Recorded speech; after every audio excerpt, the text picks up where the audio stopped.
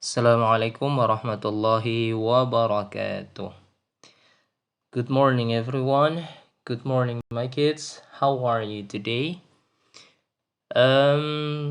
Sampai nanti akhir kita PAT, we have two more chapters to discuss. We have chapter 15 and chapter 16. Untuk chapter 15, kita akan membahas tentang, models. Kemudian ada days, months, and years. Kemudian kita bahas juga tentang hydroponic plants. Chapter 15. The title is I Can Plant Hydroponics. Apa itu hydroponics? Hydroponics itu adalah cara menanam tanaman di tempat atau di media selain tanah. Selain tanah. Biasanya hidroponik ini dilakukan ketika kita punya lahan yang terbatas. For example, we are living in Jakarta, so nggak ada land atau tanah yang luas di Jakarta untuk bercocok tanam, maka kita bisa menanam sesuatu dengan sistem hydroponics. Untuk melakukan hydroponic, kita butuh beberapa hal. Di sini disebutkan ini contohnya pakai PVC pipe ya, pakai pipa paralon. Tuh kita lihat ya. Nah, dia disusun ke atas gitu. Karena tidak ada cukup lahan ya, maka masyarakat perkotaan bisa menggunakan sistem macam ini kalau ingin menanam sesuatu. Hydroponic, and then we have seeds. Seeds itu biji, benih. Seeds. Kemudian husk. Husk itu media tanamnya, sekam ya. Sekam. Kemudian ada roots. Roots itu ini akarnya ya, dia keluar lewat bawah nih. Kemudian rootsnya ini dia akarnya nyemplung atau masuk ke dalam air. Then kemudian ada PVC pipe, pipa PVC atau pipa paralon. Kemudian ada planting cup. Planting cup ini bisa dibuat dari PVC pipe yang dipotong-potong kemudian diberi lubang untuk jalan keluarnya akar. Kemudian ini contoh tanaman yang bisa dibudidayakan dengan cara hidroponik. Cucumber, dibacanya cucumber, bukan cucumber, bukan, atau cucumber, bukan, cucumber. Kemudian nutrient, ini hal yang penting untuk dicek. Nutrien itu artinya gizi. Gizi yang ada pada tanaman yang nanti akan diserap oleh tanaman, kemudian tanaman tersebut menghasilkan buah yang baik atau tidak. Kemudian setelah kita bahas tentang hydroponic, we are going to discuss about models. Ini dia models. Models itu banyak macamnya, tetapi untuk sekarang kita hanya akan bahas can, may, must, should, will, sama would. Sebetulnya cara terbaik untuk belajar tentang models itu kita bukan belajar artinya. Misalkan can artinya dapat, may artinya boleh, atau mungkin must artinya harus, bukan. Cara terbaik untuk belajar models adalah tahu penggunaannya. Bukan tahu artinya dalam bahasa Indonesia, tetapi tahu cara penggunaan can itu untuk kondisi atau situasi apa saja gitu. Pertama kita bahas tentang can. Can itu dipakai untuk menyatakan ability, kemampuan atau kebisaan. Misalkan, I can swim, saya mampu berenang, saya bisa berenang. I can speak English, saya mampu berbicara bahasa Inggris. I can't speak Chinese, saya tidak bisa berbicara bahasa Inggris. Saya tidak bisa berbicara bahasa Cina. Can you speak Chinese? Bisakah kamu berbicara? Mampukah kamu berbicara bahasa Cina? Nah, itu ability. Kemudian request. Can dipakai untuk menyatakan request. Misalkan dalam bentuk kalimat tanya, can I borrow your pen? Can I borrow your pencil? Bisakah saya meminjam pensil kamu? Bisakah saya meminjam your sharpener? Can I borrow your sharpener? Bisakah saya meminjam rautan kamu? Request. Meminta sesuatu. Meminta seseorang untuk melakukan sesuatu. Can juga bisa dipakai untuk asking and giving permission. Meminta dan memberi izin. Contoh meminta izin misalkan asking for permission. Can I go to the toilet? Itu minta izin ke toilet. Bolehkah saya pergi ke toilet? Can I go to the toilet? Kalau giving permission misalkan, you can go now. Kamu boleh pergi sekarang. You can take my book. Kamu boleh ambil buku saya. Kamu bisa ambil buku saya. Itu contoh giving permission, memberi izin. Oke. Kemudian ini ada kalimat positif, negatif sama kalimat tanya. I can call you tonight. Saya bisa menelpon kamu malam ini. She can't call me tonight. Can you call me tonight? What time can you call me? Ya. Satu hal yang harus diperhatikan, setelah modals, can, may, must, should, dan sebagainya, itu selalu diikuti dengan kata kerja satu. Jadi, I can call you tonight, bukan I can calling you. Nggak bisa pakai ing. I can call to you. Pakai verb 2 nggak bisa juga. Oke, so setelah modals harus pakai verb 1. Oke, selesai kita bahas tentang can. Ya. Selanjutnya kita bahas tentang may. May itu bisa digunakan dalam hal apa saja. Yang pertama adalah menyatakan probability, kemungkinan. Contohnya, misalkan kondisinya adalah teman kamu nggak datang ke sekolah misalkan. Terus kamu bilang, he may not come today. Dia mungkin tidak datang hari ini. He may not come today. Oke. Probability. Misalkan apa lagi ya? Guru kamu sampai jam 8 ini kok belum masuk kelas gitu kan. Terus kamu mungkin bisa bilang begini. Miss Widya may not come to school today. Bu Widya mungkin tidak datang ke sekolah hari ini. So may itu menyatakan probability, kemungkinan. Oke, kemudian may juga bisa dipakai untuk asking and giving permission. Meminta dan memberi izin. Contohnya asking for permission misalkan. May I go to the toilet? May I go to the toilet? Bolehkah saya pergi ke toilet? Tadi di sini kata can bisa juga digunakan untuk asking for permission ya. Bedanya menggunakan kata may itu lebih sopan daripada menggunakan kata can. So kamu bisa bilang may I go to the toilet? Boleh. Atau bisa juga bilang can I go to the toilet? Boleh. Cuma pakai may lebih sopan. Giving permission. Misalkan memberi ini ya, memberi giving permission, memberi izin.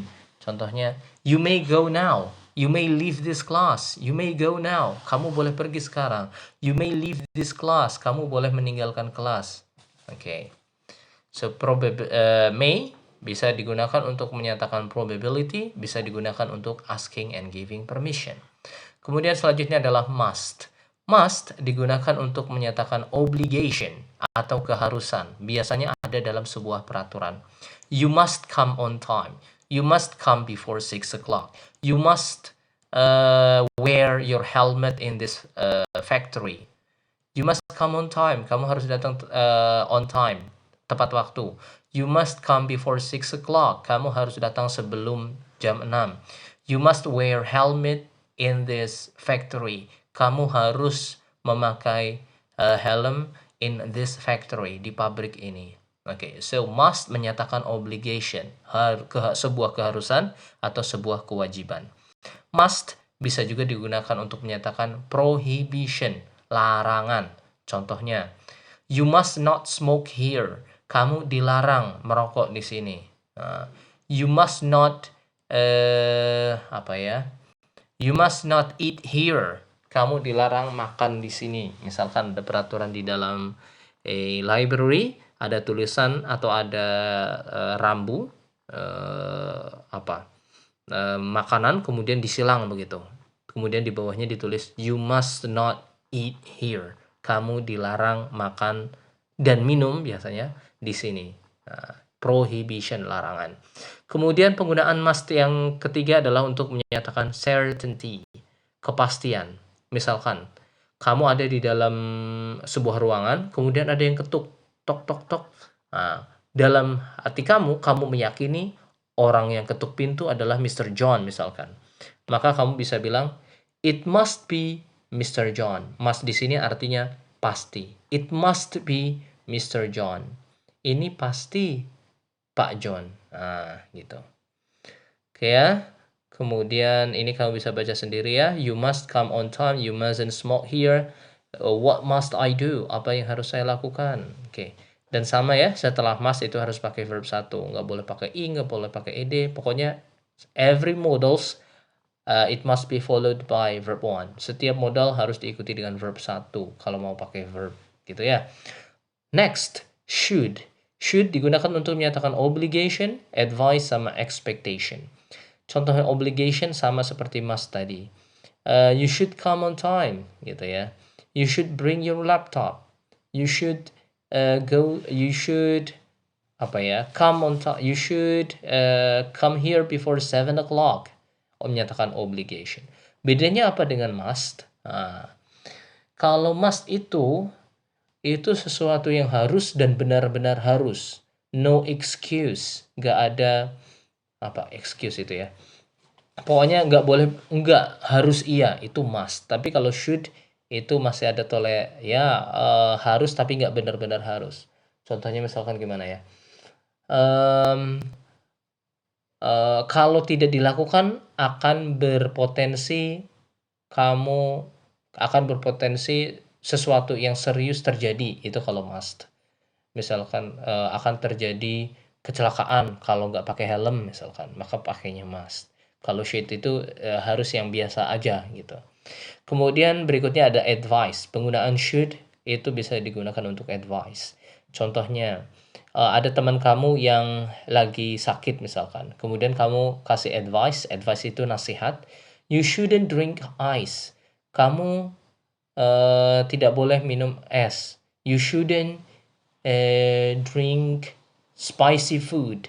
Kamu nggak boleh makan spicy food, makanan yang pedas misalkan. Itu advice, ya, memberi nasihat. Kemudian expectation itu ekspektasi. Misalkan gimana ya? Misalkan kamu masuk ke kelas, tiba-tiba di kelas itu guru kamu belum datang, padahal sudah jam 7 misalkan. Maka kamu bisa bilang begini, he should be here right now. Dia mestinya ada di sini sekarang. Nah, ekspektasi. He should be here right now. Dia harusnya ada di sini. Tapi kok enggak? Nah, itu expectation. Kemudian berikutnya adalah will. Will digunakan untuk menyatakan plan atau rencana. He will go to Singapore this December. Dia akan pergi ke Singapore this December. Bulan Desember ini. Ini namanya plan. Willingness itu kesediaan untuk melakukan sesuatu. Itu willingness. Misalkan dalam bentuk pertanyaan misalkan, yang sering kita lihat di film-film. Misalnya, will you marry me? Will you marry me? Bersediakah kamu menikahi aku? Will you come to my party? Bersediakah kamu datang ke pesta saya? Will you come to my party? Kemudian selain willingness, will itu juga bisa digunakan untuk menyatakan promise atau janji. Misalkan gimana ya? Misalkan teman kamu punya suatu acara misalkan. This Saturday, I will celebrate my birthday. Please come to my home. Kemudian kamu jawab, okay, I will. Okay, I will. come to my house on Saturday. Kemudian kamu jawab, "Okay, I will." Oke, saya janji. Saya janji akan datang ke sana. Oke, I will. Itu contoh penggunaan will untuk promise. Berikutnya adalah would. Would digunakan untuk polite request. Would you open the door? Bersediakah kamu? Bisakah kamu open the door? Membuka pintunya. Itu tentu lebih sopan daripada can you open the door? Polite request. Ini lebih sopan. Okay. Kemudian would juga bisa digunakan untuk menyatakan desire. Desire itu apa ya? Keinginan. Would you like ice cream? Apakah kamu ingin ice cream? Nah, begitu. Oke, itu tentang modals. Kita balik lagi ke sini. Let's get back here. Kita belajar hydroponic sudah, modal sudah, sekarang days, months, and years. Days, months, and years. Ini kita pakai ini aja. Days, months, and years. Kita sudah belajar tentang days dari kelas 2 kalau nggak salah. Atau bahkan kelas 1 kalau nggak salah. Days of the week, kita ada Sunday, Monday, Tuesday. Pelan-pelan aja ya. Sunday, Monday, Tuesday, Wednesday. Wednesday itu huruf D-nya nggak usah dibaca. Wednesday. Kemudian ada Thursday, Friday, and Saturday. Biasanya tertukar antara Tuesday sama Thursday. Kalau Tuesday artinya Selasa, kemudian kalau Thursday itu artinya Kamis. Friday itu Jumat, Saturday itu Sabtu. So ini dari Minggu sampai dengan Sabtu. Okay, fine. Next, months, bulan. Ada January, February, March, April, May, June, July, August, September, October, November, December. Oke, hafalkan penulisannya. Maret itu tulisannya adalah March, M-A-R-C-H. Kalau August itu tulisannya A-U-G-U-S-T. Oke, fine. Itu tentang months. Sekarang tentang years. Penyebutan tahun dalam bahasa Inggris itu biasanya dibagi 2 angka, 2 digit, 2 digit. Jadi bukan dibacanya 1970, 1970, bukan gitu. Tapi dibagi 2-2, 1970. So bahasa Inggrisnya adalah 1970. 1970 dibagi 2 ya, 1970. Kemudian ada tahun 1998, maka dibagi 2 angka, 2 angka. 2 angka sebelah kiri, 2 angka sebelah kanan. 1998. 1998. Tetapi beda hal kalau sudah menyentuh tahun 2000. Maka tidak lazim dibagi 2, 20, 03. Enggak. Tetapi ini dibaca langsung. 2003. Atau 2003. Bisa juga dipakai and. 2003. Lanjut, 2007 sama 2007. Menginjak tahun 2010 ke atas, maka kamu bisa seperti tadi 1998 dan seterusnya, itu dibagi 2 angka, 2 angka. 2 angka sebelah kiri 20, 2 angka sebelah kanan 15. So kamu bisa sebut 2015. Tahun 2015 kamu bisa sebut 2015. 2023 2023. 2030 misalkan 2030. Itu ya cara penyebutan tahun dalam bahasa Inggris. Sudah selesai days, months, and years. Okay, fine. So untuk chapter 15 it's over. Ya, kamu bisa repeat video ini jika masih belum jelas. So, chapter 15 belajar tentang modals, days, months, and years, kemudian belajar tentang hydroponics. Setelah ini kamu ada tugas yang harus dikerjakan. Itu tugasnya tugas chapter 15 dan chapter 16. Wait a sec. Oke. Ini tugasnya ada chapter 15, ada nomor 1 sampai nomor 10, and then chapter 16 ada number 1 until number 5. Untuk chapter 16, silahkan kamu simak videonya setelah ini. Well, that's all. See ya. Assalamualaikum warahmatullahi wabarakatuh.